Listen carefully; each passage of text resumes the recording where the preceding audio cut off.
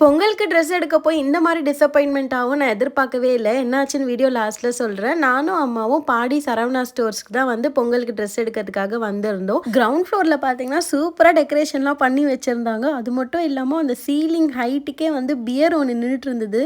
அதை பார்த்து தான் இருந்து எல்லாருமே விளையாடிட்டு இருந்தாங்க. ரொம்ப சூப்பராக இருந்துச்சு. நிறைய டெக்கரேஷன்லாம் வந்து பண்ணி வச்சுருந்தாங்க. கிறிஸ்மஸ் டெக்கரேஷனும் சூப்பராக இருந்தது.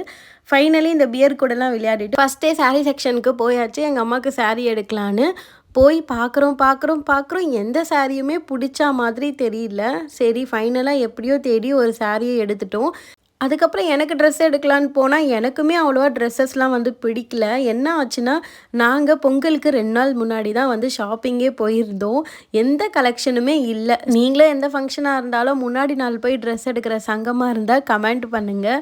ஸோ லேட்டாக போனதுனால ஒரு கலெக்ஷனும் இல்லை. டிசப்பாயின்மெண்ட் ஆகிடுச்சு. ஃபைனலாக தேடி எங்களுக்கு பிடிச்சதை எடுத்திருக்கோம். இங்கே நாங்கள் என்னெல்லாம் வாங்கினேன்ட்டு ஒரு லாங் வீடியோவில் இந்த விலாகே அப்லோட் பண்ணியிருக்கேன். செக் பண்ணி பாருங்கள். ட்ரெஸ் கலெக்ஷன் கிடைக்கலையேன்னு சோகமாக இருந்தேன். எங்கள் அம்மாவுக்கு இந்த 2 கட்டப்பை கிடச்சதில் அவ்வளோ சந்தோஷம். ஷாப்பிங் முடிச்சுட்டு வீட்டுக்கு